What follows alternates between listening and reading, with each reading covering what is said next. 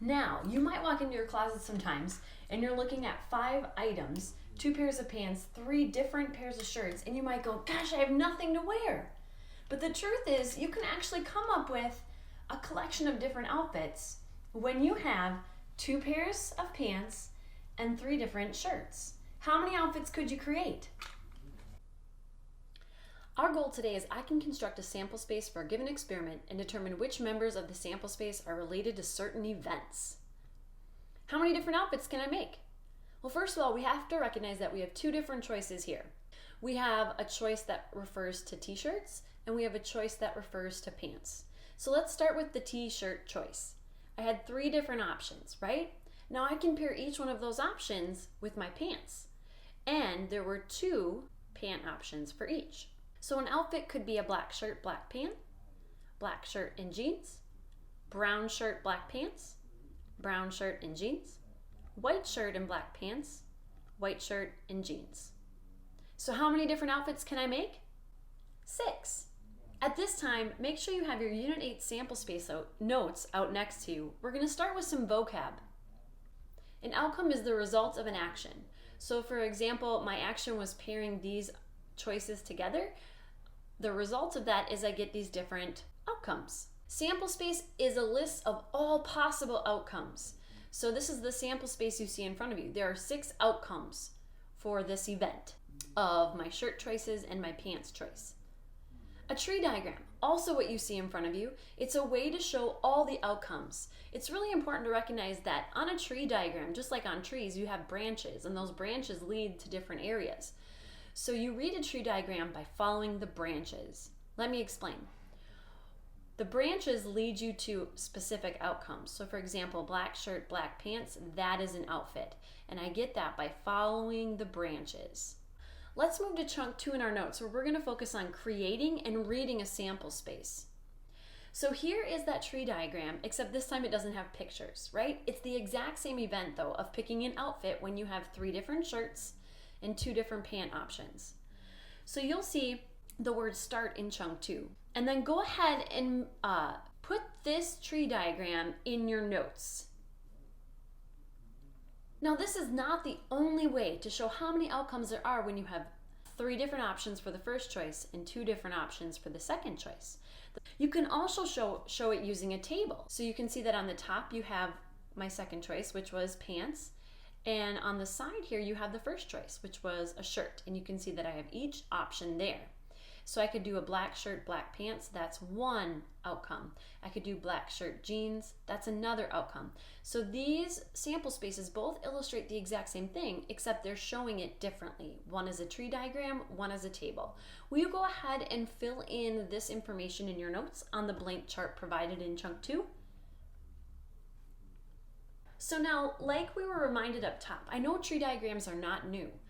We read a tree diagram by following the branches. You don't have to start a tree diagram with the word start. I just find it helpful. And also you can put tree diagrams going from side to side like this one, or even top to bottom. But looking at this tree diagram, what's the total number of outfits? 6. Remember, we read a tree diagram by following the branches. So 1 outcome again is a black shirt, black pants. But you might go, Ms. Kluger, I don't see black shirt, black pants at the end here, like you had on this one, right? It paired the 2 choices together for the final outcome. Well, but if you follow the branches, you'll see that this whole branch is an outcome. This whole branch is an outcome. So we can end up just counting these back ones here, but recognizing that 1 outcome is not just black pants. It has to be paired with the first choice, which was the black shirt. So we have 1, 2, 3, 4, 5, 6. And we already knew that. And you can also see that in the chart right here. 1, 2, 3, 4, 5, 6. So there is a total of 6 outfits that I can make. That means there's 6 total outcomes. Go ahead and fill that in the blank. That is part of the bottom of the second chunk in your notes.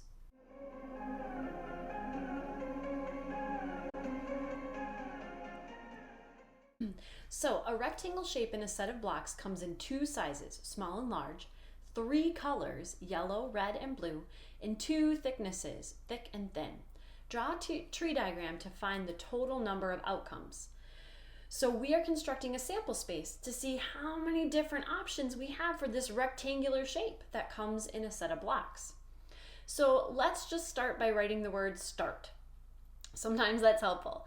Let's look at our first choice, which is size, right? How many size options do I have? 2. That's how many branches I'm going to draw out from the word start. One of the options for size is small. The second option is large. Do you see why I drew 2 branches? Because that's how many options I had for that first choice. My second choice is 3 colors, and how many options do I have for colors? 3. I could get yellow, red, or blue. Well, I need to pair each one of these options with the first choice. Under the first choice here was small. How many branches am I going to come out given my second choice? 3, because there are 3 options in my second choice. Given my first choice, if it's large, how many options are there for the second choice? 3 still. So what I'm going to have you do here is I'm going to have you finish this tree diagram and then come back and check your tree diagram with mine. So you still need to fill in what the different options are for colors, and then you have another choice with this rectangular shape. It's thickness. And how many options do you have for thickness? 2. So think of how many branches you're going to have coming off from each one of the colors here. You'll also notice in this tree diagram, 6th graders, that I'm going from top to bottom. Is that okay? Yeah. One final thing that you're going to notice that's different about this tree diagram, I'm abbreviating the different pieces, and that's okay. You don't have to write out the word small. You can abbreviate it. All right, pause the video here, finish this tree diagram, then come back and compare mine with yours. Here is my final tree diagram, 6th graders. And when I'm looking at it, I can see I have 1, 2, 3, 4, 5, 6, 7, 8, 9, 10, 11, 12. There are 12 total outcomes. So you make sure in the chunk in your notes that you write that there are 12 total outcomes on the line provided, because that was our job with this problem, to draw a tree diagram to find the total number of outcomes. Now, do you see how I counted the thick, thin to get my 12? You can do that. You can count the bottom piece right here, but please recognize that one outcome is not thick.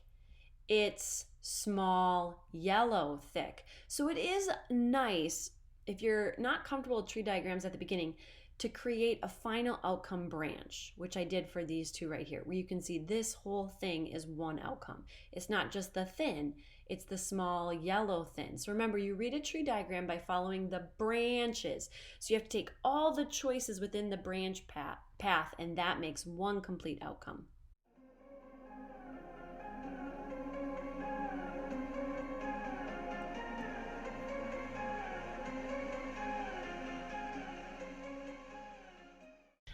You might ask the question, do I have to draw a tree diagram or a chart or make lists of all the possible combination of outcomes in order to figure out how many total combinations there are?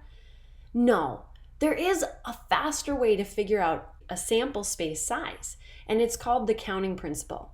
However, the counting principle isn't going to give you insight into specific outcomes. For example, with our rectangular shape, what if we wanted to figure out how many outcomes will include red? The counting principle is not going to tell you that. It's just going to tell you that there are 12 total outcomes in this experiment. Before I show you how to use the counting principle, go ahead and go to the first chunk in your notes and read the definition of counting principle.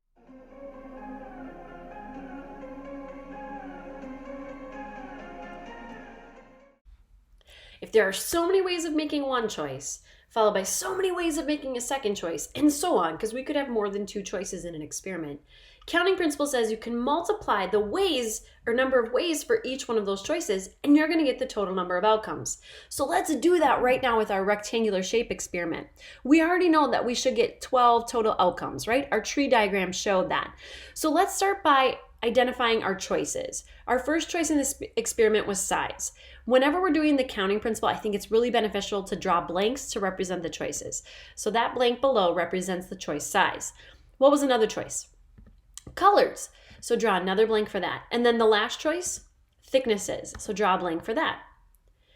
Counting principle says you can multiply all the different ways to make these different choices, and you're going to get the total number of outcomes. That can kind of be confusing, so I like to break it down with specific words. How many options are there for choice 1? Small and large, that's 2 options. For choice 2, how many options are there? 3, yellow, red, and blue. And for choice 3, how many options were there? Well, you could get thick or thin. You got it. So if we multiply these numbers together, 2 times 3 is 6, times 2 is 12. You can see that we get 12 total outcomes. And that's what our tree diagram showed as well. So the counting principle is a really fast way to figure out the total sample space.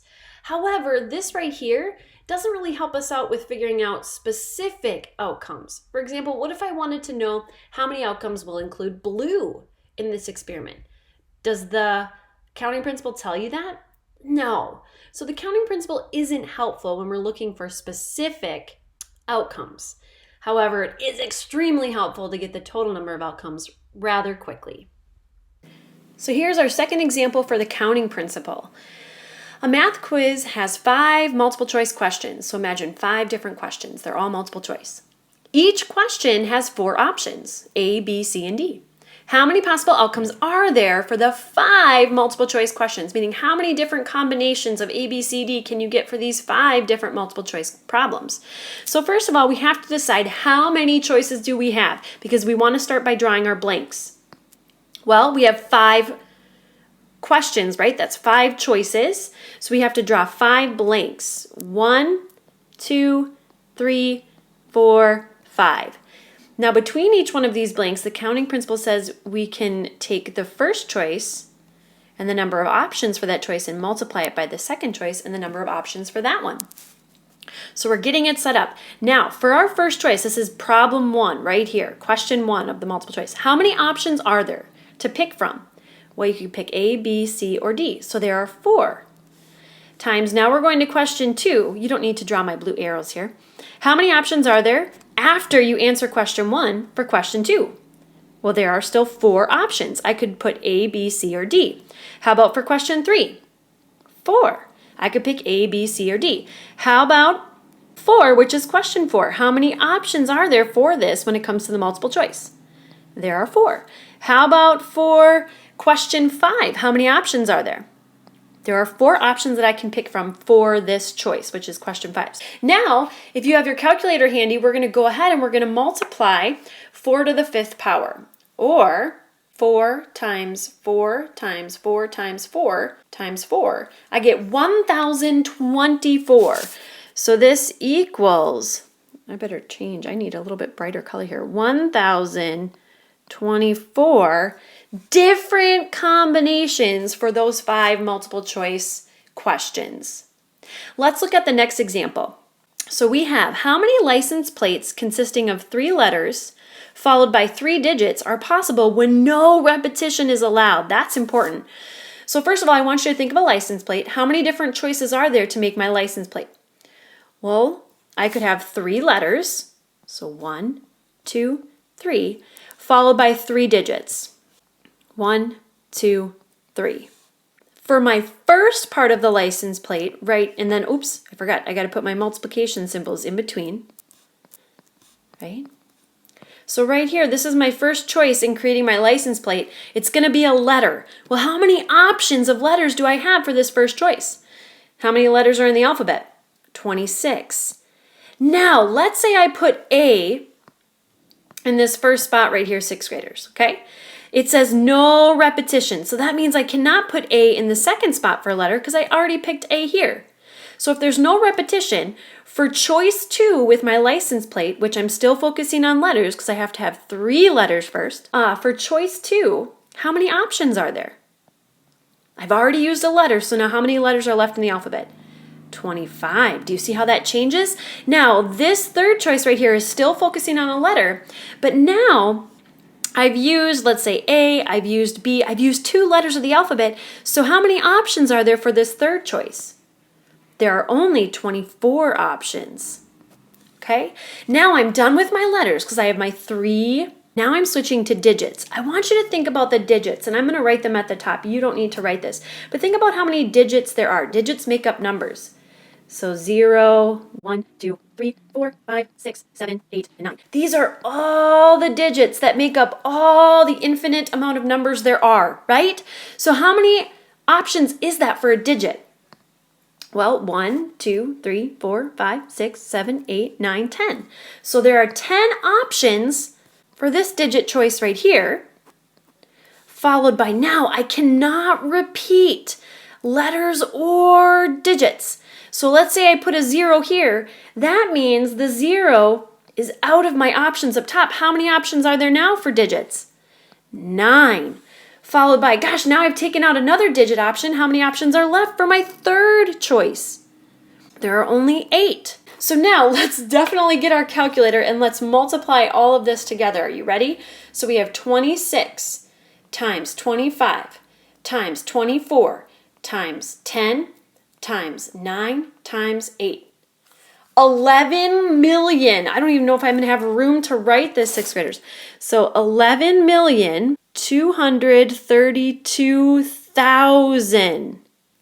There we go. 11,232,000 options for license plate combinations when you cannot repeat.